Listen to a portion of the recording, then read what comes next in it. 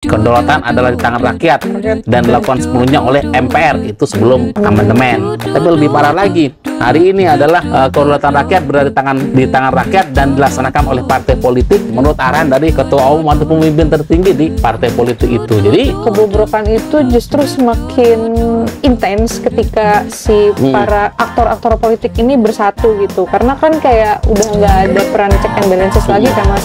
Salam jumpa, salam Indonesia. Kembali lagi bersama kami di Syndicate Talk bersama Ari, dan Via. Iya. Yoi. Sehat ya Via, harus sehat kita. Harus sehat Mas. Walaupun ini musim ada hujan-hujan lagi turun-turun ini. Iya hujan nggak terduga ya. Hujan-hujan turun apa hujan turun-turun? Sama aja sih Mas. Pokoknya tuh hujan turun ketika aku mau pacaran. Oh bagus, enak. Apalagi ketika senja. Ya tapi kan aku jadi nggak ketemu sama pacar. Waduh gimana justru harusnya jangan jadi halangan, justru jadi apa namanya unsur yang apa mendorong gitu, insentif ya. Kalau seperti politik aja ada insentif. Iya ngomongin insentif politik Mas. Tadi masuk nggak ya? Iya politik kalau nggak ada insentifnya orang nggak cari keuntungan, cari insentif. Untuk koalisi, untuk apa kalau nggak ada insentifnya? Insentifnya secara ekonomi Mas. Ya secara politik lah. Dan ekonomi secara juga politik lagi. Ada keuntungan politik, misalnya, ayo berkoalisi nanti masuk ke pemerintahan gua. Ada oligarki insentif gitu, ya. Mas. Oligarki, kamu. Iya nggak, ajakan ayo koalisi. Oh, ajakan koalisi. Ya, nanti dapat insentifnya masuk ke pemerintahan nanti next berikutnya jadi menteri, kan insentif. Iya sih. Tapi kalau yang masuknya oligarki itu Mas, yang pengusaha-pengusaha terus akhirnya berpolitik sambil mencari insentif ekonomi. Ya, sejauh mereka bersaing dengan fair dan sehat, is oke aja. Karena apapun kan bisnis cari keuntungan, ini politik juga. Iya, tapi kita ngomongin insentif politik ya Mas. Insentif politik. Okay. Di pilkada ini kan partai-partai satu pengen menang.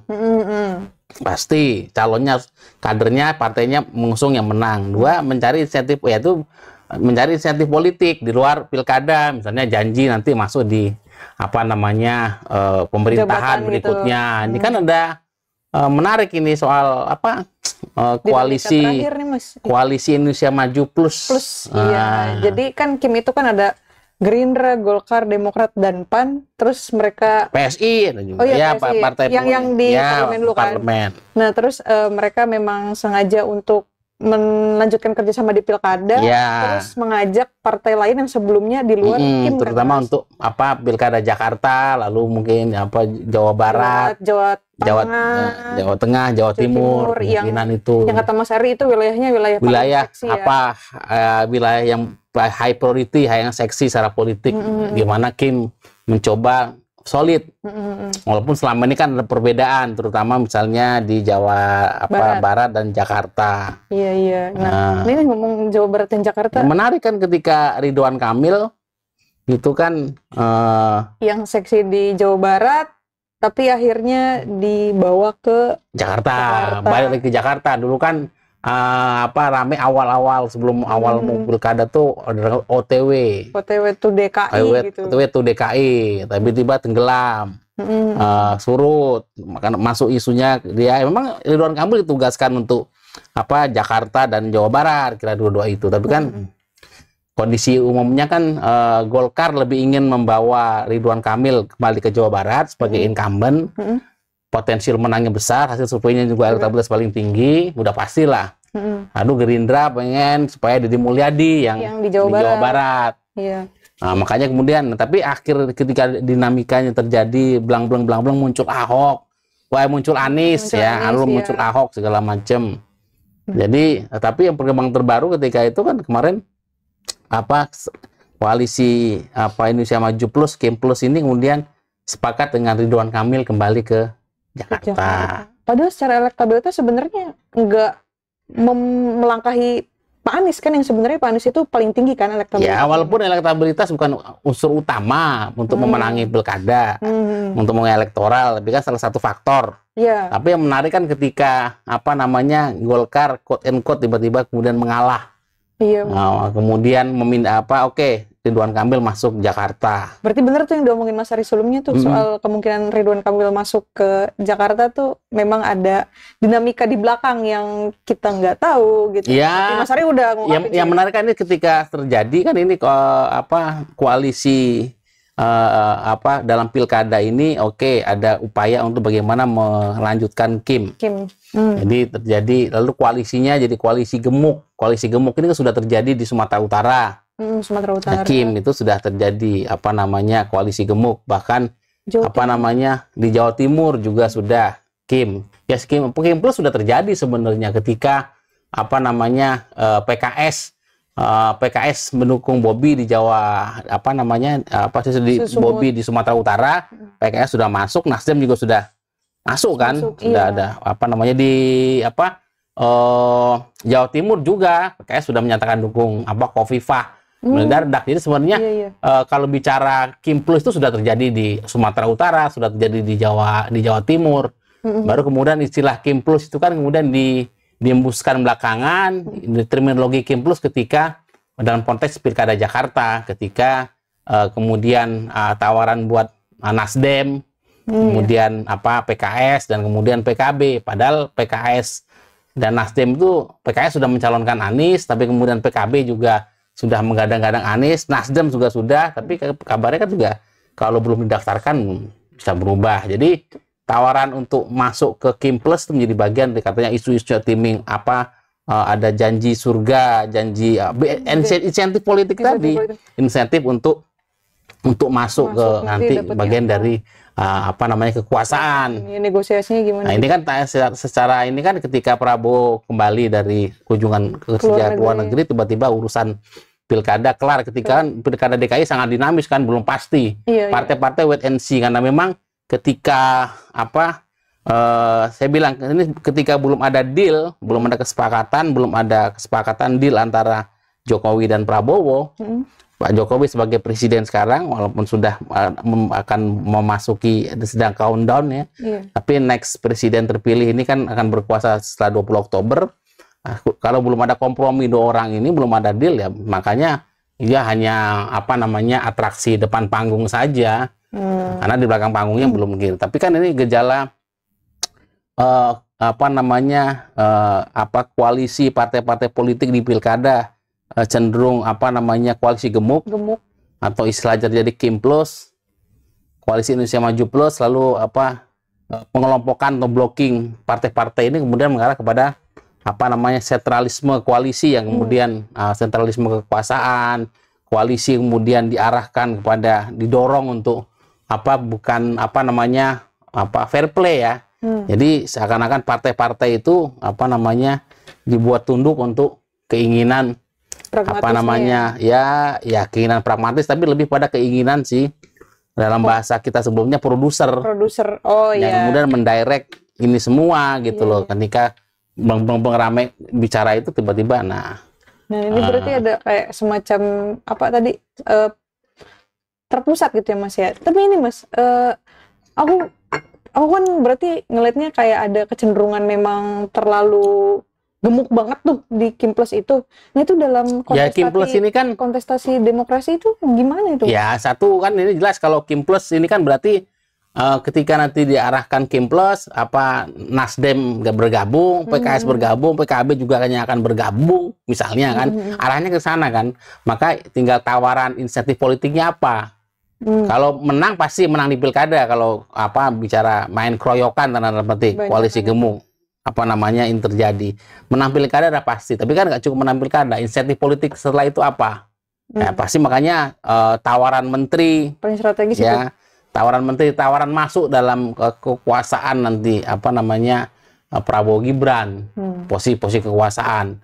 Makanya hari ini kan politik kita bukan lagi bagaimana kita exercise demokrasi kita semakin baik, tapi bagaimana kemudian soal berlangsungnya pembagian kursi dan distribusi kekuasaan. Jadi banyak bicara kursi, distribusi.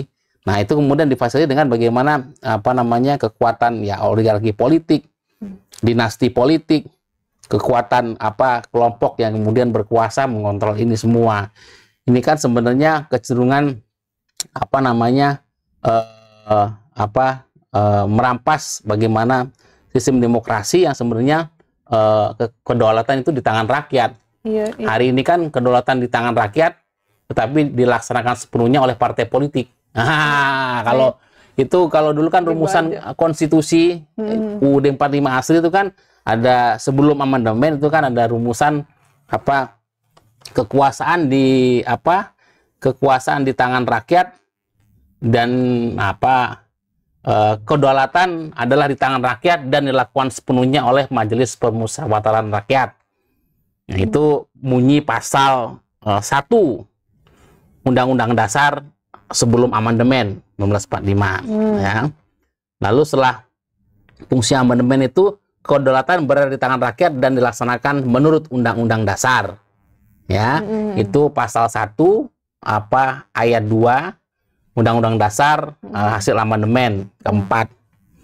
Ya, kalau hari ini yang terjadi, ya kedaulatan berada di tangan rakyat dan dilaksanakan oleh partai politik. Iya, jadi kan partai politik itu bukan mencari sosok pemimpin, baik secara bicara mencari pemimpin nasional di pilpres, di pileg, kemarin di pilkada, bukan mencari sosok pemimpin, kemudian sosok wakil rakyat yang memang betul dibutuhkan oleh rakyat bisa menjadi wakil rakyat. Bisa menjalankan fungsi kedaulatan rakyat yang terdistribusi melalui kekuasaan eksekutif, legislatif, dan yudikatif. Itu kan melaksanakan kedaulatan rakyat dan bagaimana fungsi MPR sebenarnya. Dan kemudian bagaimana masalah undang-undang. Nah, sekarang ini kan kedaulatan rakyat makanya saya menyitir hari ini adalah kedaulatan berada di tangan rakyat dan dilaksanakan oleh partai politik. Nah, bisa dipimpin partai politik berkuasa penuh. Rakyat itu tinggal memilih pakai jadi. Mau pilpres kemarin kan bang beng itu nggak ada ditanyain aspirasi rakyat. Survei itu hanya untuk justru survei bagian dari engineering opinion, kemudian membentuk persepsi masyarakat publik pemilih terhadap sosok yang mau didorong oleh partai politik.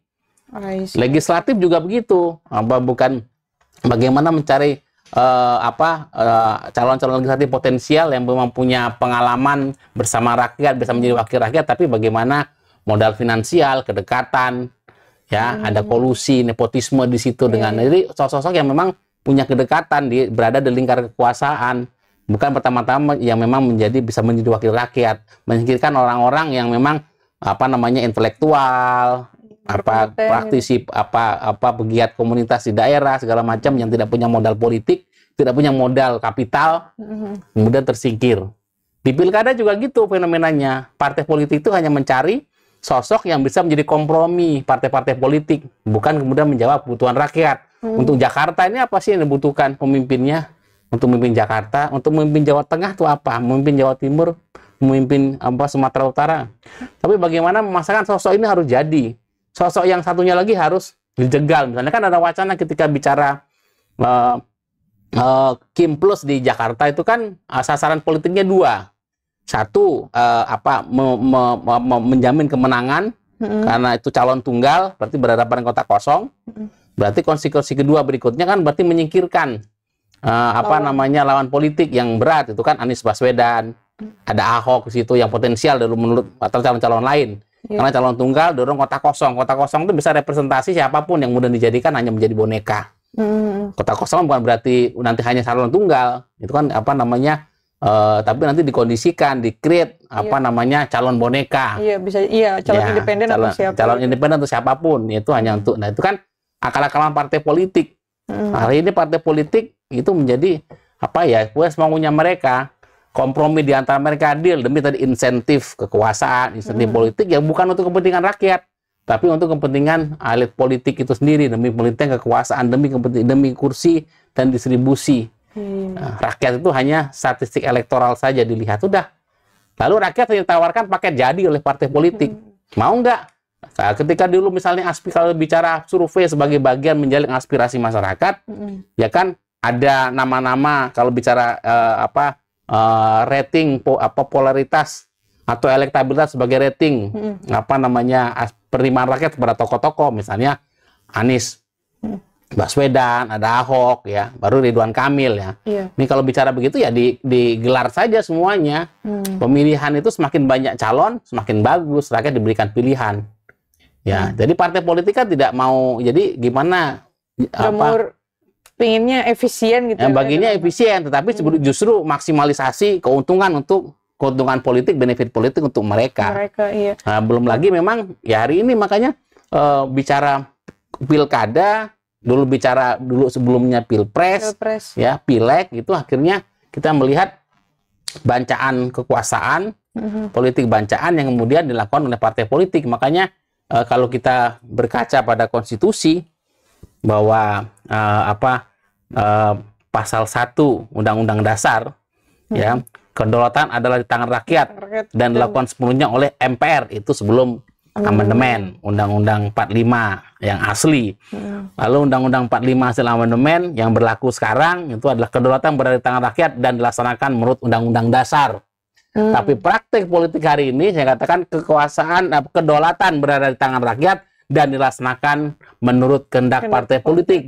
Dilaksanakan sepenuhnya oleh partai-partai politik. Dan kemudian kalau partai politik sebagai kolektif kolegial, komunitas politik, organisasi ya. Tapi lebih parah lagi, hari ini adalah kedaulatan rakyat berada di tangan rakyat dan dilaksanakan oleh partai politik, ya, menurut kehendak, menurut kemauan, menurut arahan dari ketua umum atau pemimpin tertinggi di partai politik itu. Jadi demokrasi kita sudah dibajak. Rakyat tuh hanya diberikan ini loh, mau nggak? Dulu pasangan pilpres 1, 2, 3 itu kan tidak ada mekanisme demokratis seperti konvensi, menjaring aspirasi masyarakat, tidak menjaring.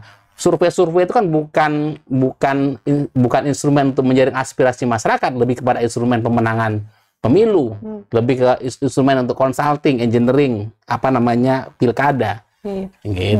Berarti ini masalah terbesar yang berkontribusi dalam permasalahan demokrasi kita hari ini tuh parpol gitu yang nggak amanah, Mas. Karena kan sebelumnya kan pernah ada diskusi juga, Mas, ke dalam berdemokrasi itu kita membutuhkan parpol gitu. Cuma sampai partai politik sebagai pilar utama demokrasi. Tapi hari ini partai politik menjadi instrumen demokrasi oleh pengontrol pengendali kekuasaan. Jadi partai politik itu menjadi alat kekuasaan oleh, kalau bahasa kita, dalam hal ini kan istilahnya itu produser politik. Produser politik, kingmaker, atau mereka yang punya kontrol, penguasa, kekuatan hegemon yang kemudian mengontrol. Jadi partai politik itu akhirnya menjadi alat kekuasaan saja, tidak menjadi alat demokrasi. Karena sentralisme. Jadi partai politik menjadi instrumen untuk sentralisme kekuasaan oleh pemegang kekuasaan, ketika partai-partai itu quote and quote bisa dikonsolidasikan, bisa dikondisikan dengan cara apapun untuk supaya ngikut, manut, mengalah, tunduk pada kehendak sang produser, pada kehendak mereka yang berkuasa. Who is our producer? Ya, hari ini bicara produser politik kan ada yang dominan itu adalah sekarang yang sedang berkuasa, dan yang nanti akan berkuasa, yang akan berkuasa berikutnya. Hari ini bicara politik pilkada, itu kan dominan utama kan adalah bagaimana ada faktor Prabowo, ada faktor Jokowi, dan yang ketiga sebenarnya sebagai perimbangan ada faktor Megawati. 3 tokoh ini tetap menjadi penentu.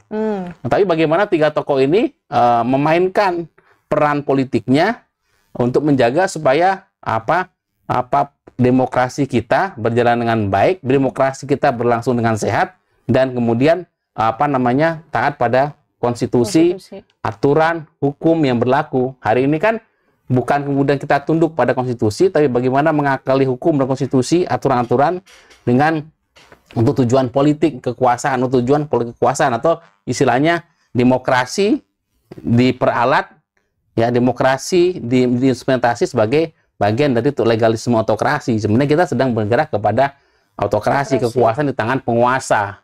Ya, penguasa itu apa? Ya, ketika para pelaku sentral kekuasaan itu demi stabilitas kekuasaan, demi sentralisme kekuasaan, kemudian mengontrol semuanya.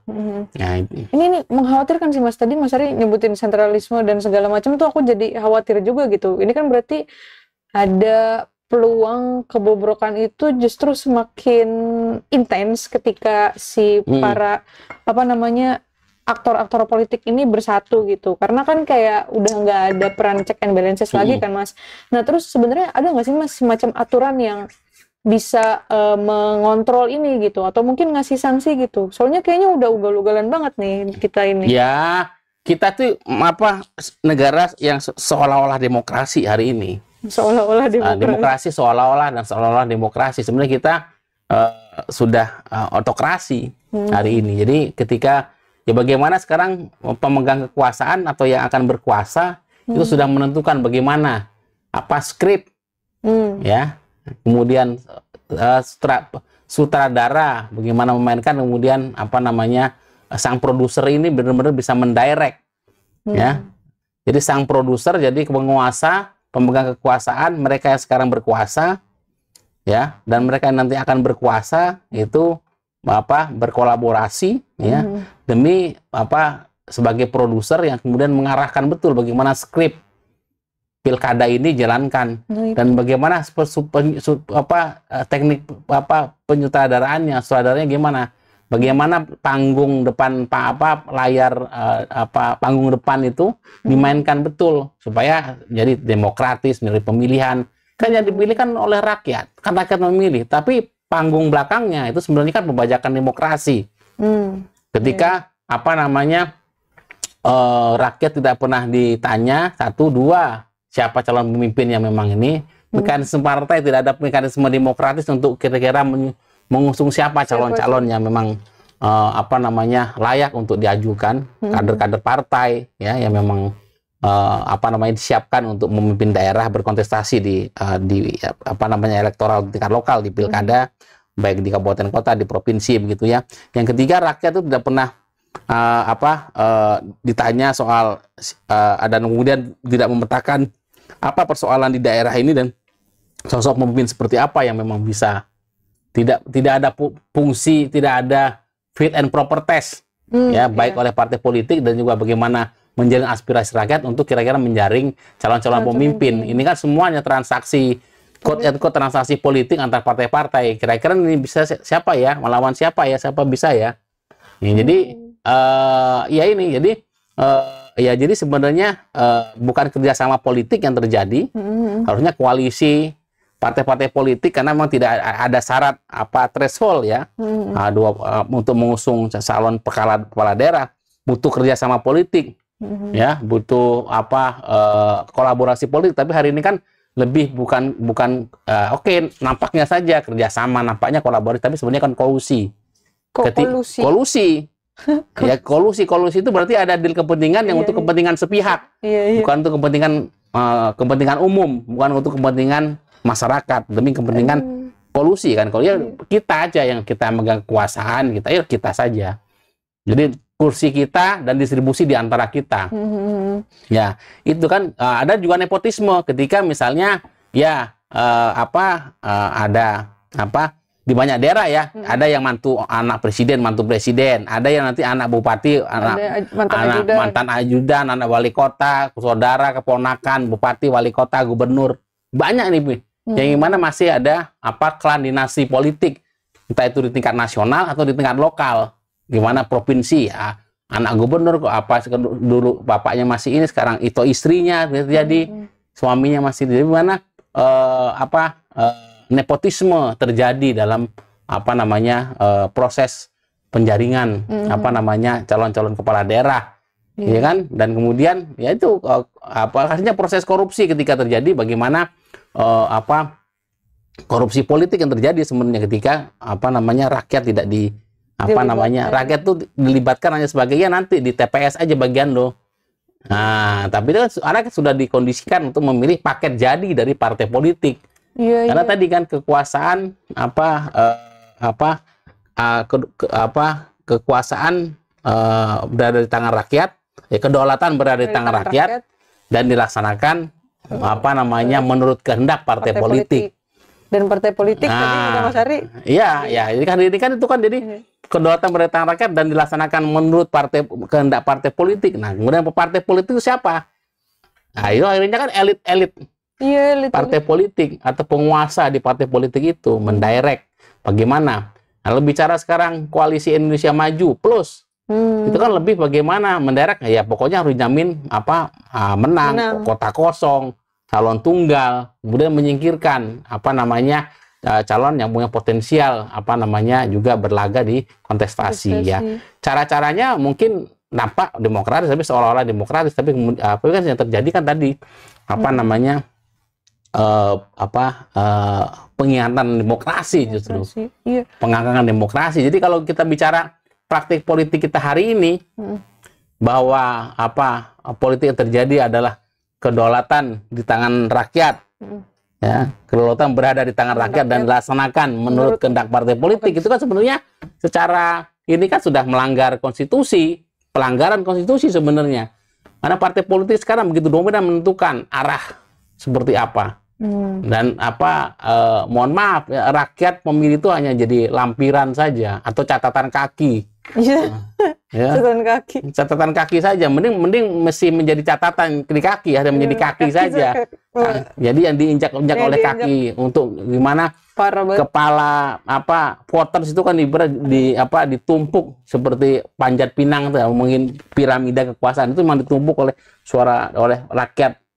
Iya. Ini bukan amanat penderitaan rakyat, ini adalah sebenarnya bagaimana rakyat dikondisikan untuk bagaimana menjadi tumpukan-tumpukan suara elektoral yang tersusun untuk meraih kekuasaan. Aku jadi inget itu kayak masa mengambang nggak sih Mas? Ya. Kayaknya lebih baru aja. Ya kalau dulu masa mengambang karena memang kekuatan politik hanya kalau ada 3 kekuatan politik dominan oleh Partai Golkar, ya dominan Partai Golkar, tapi masih ada perimbangan. Masih ada fungsi yang kemudian mengimbangi walaupun ditekan, dibatasi, itu ada P3, ada PDI. Ya dulu kan motor politik mesin utama di era Orde Baru Soeharto itu kan Partai Golkar dan ABRI. Ya kan? Motor politik utama yang untuk kekuasaan di tangan, kalau dulu era Soeharto kan kekuasaan di tangan rakyat dan dilakukan dilaksanakan menurut kehendak Soeharto. Instrumennya adalah Partai Golkar. Ya, instrumennya Partai Golkar dan ABRI, ya kan. Hari ini kan, kalau dulu kedaulatan berada di tangan rakyat dilaksanakan menurut kehendak Soeharto, kadang-kadang ya, ya kan. Atau kan kedaulatan ada di tangan rakyat dan dilaksanakan sepenuhnya menurut kehendak Soeharto, dijalankan melalui instrumen Partai Golkar dan ABRI. Hari ini kan kedaulatan berada di tangan rakyat dan dilaksanakan menurut kehendak kehendak penguasa, kehendak partai politik yang kemudian partai politik sebenarnya dikontrol dengan oleh penguasa yang kemudian melakukan sentralisme kekuasaan, melakukan upaya-upaya legalisme autokrasi, melakukan upaya-upaya pembajakan hukum, konstitusi dan aturan. Iya, berarti benar yang tadi Mas Ari bilang ya, seolah-olah demokrasi. Seolah-olah demokrasi, sebenarnya kita autokrasi, kekuasaan di tangan penguasa, mereka yang memegang kekuasaan, yang di partai politik, kemudian di eksekutif, yang di kekuasaan, di pemerintahan. Nah, itu yang kemudian memegang kontrol kekuasaan. Jadi bagaimana ya partai politik akhirnya menjadi instrumentasi kekuasaan saja. Itu tuh nggak ada sanksinya Mas kayak gitu Mas kalau melakukan hal yang kalau kita menurut pada itu kan jelas kalau dibilang melanggar konstitusi ya susah, karena nggak bisa itu kan terjemahan tapi agak maksudnya nggak secara langsung, tapi ketika saya menafsirkan hari ini melihat realitas politik hari ini bahwa kedaulatan berada di tangan rakyat dan dilaksanakan menurut kehendak partai politik ya fenomenanya terjadi ya kita sepakat. Itu kan satir yang saya utarakan. Tapi kalau bicara bagaimana melanggar aturan atau tidak hari ini, ketika kekuasaan itu dilaksanakan secara korup, mengakomodasi kolusi, kolusi nepotisme, dan tidak pemerintahan tidak menampilkan semacam pemerintahan yang demokratis, ya tidak good governance, jadi bukan pemerintahan yang bersih, ya itu sebenarnya ada aturan yang dilanggar itu, ya. Kalau kita melihat ada TAP MPR. TAP MPR, ya bacakan itu menarik. TAP MPR, ketetapan MPR, ya TAP MPR itu ketetapan MPR nomor 11 MPR tahun 1998. Di TAP MPR nomor 11 tahun 98 itu tentang penyelenggaraan negara yang bersih, dan bebas korupsi, kolusi dan nepotisme. Jadi soal bagaimana penyelenggaraan negara yang bersih dan bebas korupsi, kolusi dan nepotisme. Itu memutuskan. Jadi keputusannya adalah ketetapan Majelis Permusyawaratan Rakyat Republik Indonesia tentang penyelenggaraan negara yang bersih dan bebas korupsi, kolusi dan nepotisme. Itu ditetapkan di 13 November 1998 TAP MPR. Saat itu MPR masih lembaga tertinggi negara, ya, belum mengakomodasi perubahan amandemen konstitusi, ya, sehingga masih berlaku TAP MPR, dan itu masih berlaku saat ini sampai sekarang. Ya, itu berlaku, TAP MPR ini berlaku karena TAP MPR gak berlaku kemudian menjadi tidak berlaku. Ini berlaku. Dia posisinya di mana sih, Mas, secara hierarki? TAP MPR ketika dulu masih ada TAP MPR, ketika dulu kan sebelumnya MPR sebagai lembaga tertinggi negara. Jadi ketika ada UUD 45, konstitusi UUD 45, itu di bawahnya kalau sekarang kan undang-undang, langsung undang-undang. Kalau dulu ketika MPR lembaga tertinggi negara itu ada antara konstitusi dan undang-undang itu ada TAP MPR. Oh iya. Karena jadi jadi sebenarnya TAP MPR posisinya di atas undang-undang, di bawah konstitusi. Nah, hari ini kan ketika kita melihat praktek kenegaraan kita, itu penyelenggaraan negara yang tidak bersih, good governance, banyak partai korupsi kebijakan, korupsi uang negara, penyelewengan uang negara. Kan korupsi bukan hanya soal uang negara, tapi juga korupsi kebijakan. Pasal 1. Jadi MPR berketetapan untuk memungsikan secara proporsional dan benar lembaga tinggi negara, lembaga presiden, dan lembaga-lembaga tinggi negara lainnya berlangsung sesuai dengan Undang-Undang Dasar 1945. Pasal 2, penyelenggaraan negara pada lembaga-lembaga eksekutif, legislatif, dan yudikatif harus melaksanakan fungsi dan tugasnya dengan baik dan bertanggung jawab pada masyarakat, bangsa, dan negara. Untuk menjalankan fungsi dan tugasnya tersebut, penyelenggaraan negara harus jujur, adil, terbuka, dan terpercaya, serta mampu membebaskan diri dari praktik korupsi, kolusi, dan nepotisme. Nah, jelas ya ini. Nah, ya ini, tapi kalau bicara kan partai politik bukan penyelenggaraan negara. Ya. Karena kita bicara ini eksekutif, legislatif, kemudian yudikatif. Jangan lupa partai politik itu di legislatif. Iya, di legislatif. Iya, di fraksi-fraksi dia gitu membuat undang-undang bersama dengan eksekutif. Iya. Jangan seakan-akan di partai politik kan dalam pilkada kemudian bukan penyelenggaraan negara. Nah, dia bagian dari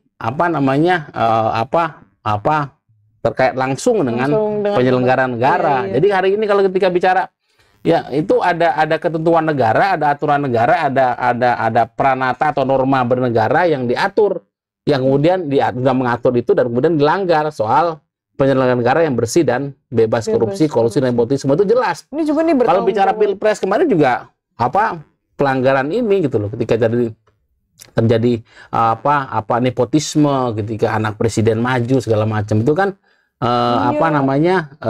terjadi. Dan apapun, nah ini kan kalau kita lihat hari-hari ini kan ketika kita melihat banalitas dalam demokrasi kita, di mana hal-hal yang kita anggap hal-hal yang tidak normal kita anggap normal, hal-hal yang kita tidak anggap yang tidak biasa kita anggap biasa, hal-hal yang ini kita permisif terhadap bentuk pelanggaran etika, moral, pelanggaran hukum yang sebenarnya nggak apa-apa, toh nggak ada ketentuannya untuk itu. Tapi kan sebenarnya tadi kan ketika real politiknya hari ini, partai politik begitu menentukan, dan kalau hanya partai politik saja di antara partai politik, ya, tapi sekarang ada kekuatan yang kemudian mengontrol partai politik. Ada kekuatan yang kemudian mengontrol parlemen, DPR yang panjangan tangan dari kekuatan partai politik. Nah, hari ini kan ketika terjadi sebenarnya perluasan kekuasaan eksekutif. Ya, kekuasaan eksekutif itu kan hari ini menguasai parlemen, yang berarti menguasai partai politik. Kekuasaan eksekutif hari ini menguasai yudikatif, ya. Bagaimana MK, MA, ya. Ada keputusan-keputusan keputusan-keputusan hukum, operasionalisasi legalisme, autokrasi tadi, bagaimana menggunakan praktik undang-undang hukum untuk tujuan-tujuan politik kekuasaan, itu kan dijalankan oleh bagaimana eksekutif yang sekarang terjadi perluasan ekspansif, eksesif kekuasaan eksekutif, eksesif, kemudian masuk ke hari ini kan DPR kita, parlemen kita hanya bisa menjadi stempel saja dari eksekutif. Bahkan yudikatif kita hari ini kan sudah dikooptasi oleh kepentingan penguasa. MK, MA. Ketika itu kemudian hari ini kan kedaulatan rakyat berada di tangan rakyat, tapi kemudian dilaksanakan oleh partai politik menurut kehendak si produser tadi. Produser menurut kehendak mereka yang kemudian mengontrol kekuasaan ini. Nah, ini kan akhirnya kita melihat ya ini awan mendung demokrasi, krisis demokrasi. Apakah kemudian bahkan seakan-akan kita merasa hari ini tidak relevan bicara demokrasi misalnya. Karena kita tergantung sudah menormalisasi. Percuma kita bicara demokrasi. Jadi kayak kebal sama akhirnya sudah terlalu banyak abnormalitas demokrasi. Sudah banyak anti demokrasi yang menolak tindakan-tindakan atau praktik-praktik yang kemudian anti demokrasi, kondisi-kondisi yang kemudian tidak mendukung demokrasi. Tapi kita anggap sebagai kenormalan dan kita menjadi permisif terhadap segala bentuk pelanggaran yang kemudian kontra demokrasi. Ya kan, demokrasi hari ini kan sudah dibalikkan ya. Gitu ya. Nah, itu kan. Tapi kita menjadi permisif. Seakan-akan kita merasa nggak relevan lagi bicara demokrasi hari ini. Kita percuma. Nah, justru hari ini kan tadi persis ketika pilkada hari ini kita melihat bagaimana kondisi demokrasi kita memburuk. Jadi kalau betul terjadi calon tunggal di pilkada Jakarta, ada kemungkinan juga calon tunggal di Sumut, ya. Iya. Ya, ada dikondisikan calon tunggal misalnya di Jawa Timur, dan kemudian calon tunggal di Jawa Tengah, ya, dikondisikan, diorkestrasi oleh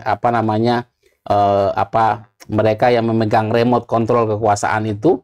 Ya akhirnya mereka di beberapa pilkada itu kan koalisi gemuk atas nama Kim Plus, ya. Tapi kemudian sebenarnya koalisi gemuk melawan Plus kemudian melawan kota kosong, atau sebenarnya kandidat atau calon kontestan yang sebenarnya hanya boneka saja. Demi hanya untuk memenangkan, demi memuluskan soal bagi-bagi kursi dan soal distribusi kekuasaan oleh mereka yang sekarang sedang berkuasa, bukan untuk kepentingan rakyat. Iya, buat mereka doang sendiri. Ini hanya buat kepentingan kekuasaan, mereka yang berkuasa, mereka yang berada di kursi kekuasaan, supaya bagaimana ya tadi, hanya sekarang daripada kita kontestasikan, kita belum tentu jelas menang, kita bergabung saja nanti hanya kita tinggal deal saja. Soal kursi, dapat kursi dapat kursi menteri, nanti dapat kursi wakil menteri, kepala lembaga negara, komisaris atau apa. Karena bicara kursi distribusinya, gimana kita distribusikan secara proporsional kemenangan kita. Akhirnya kan menyingkirkan kekuatan-kekuatan, pada demokrasi itu hanya berjalan ketika fungsi ada kekuatan penyeimbang. Ketika lawan kota kosong, ketika Kim ke plus koalisi gemuk, itu kan ibaratnya kekuatan penyeimbangnya tidak seimbang. Tidak ada kekuatan penyeimbang, kekuatannya berat sebelah. Demokrasi kita, ya demokrasi yang sehat ketika kekuatan penyeimbang itu namanya kekuatan penyeimbang harus seimbang. Iya. Namanya kekuatan penyeimbang. Demokrasi ketika tidak ada kekuatan penyeimbang, ya tidak ada check and balances karena kekuatannya sudah hegemonik. Iya. Kekuatan yang dominan, hegemonik. Nah, koalisi Kim Plus itu kekuatan hegemonik. Dia kekuatan-kekuatan sebenarnya anti demokrasi. Karena demokrasi itu bicara kontestasi secara fair, kontestasi secara sehat, demokrasi sehat, kontestasi yang fair, silakan. Berkontestasi, bukan kemudian dikompromikan di belakang panggung, ya, depan panggungnya itu hanya simulasi saja. Seolah-olah pemilu, tapi sebenarnya bukan pemilu.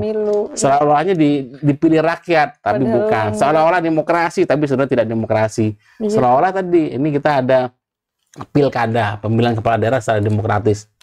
Tapi sebenarnya tidak itu. Tapi ya udah diberikan saja lawan kota kosong atau lawan kontestan boneka.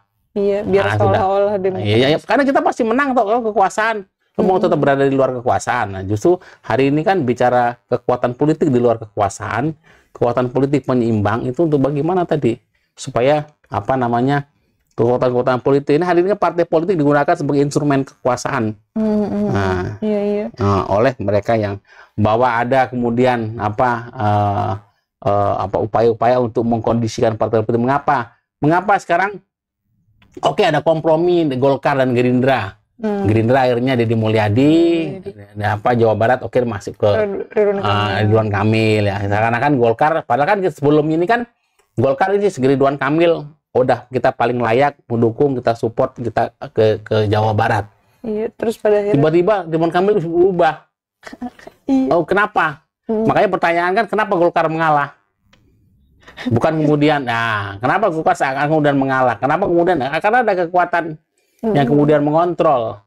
Si ayah megang kontrol itu kan, pegang remote control itu kan si itu tadi sang produser. Akhirnya skrip bisa diatur sesuai dengan maunya produser. Sutradara itu memastikan bahwa skrip itu berjalan.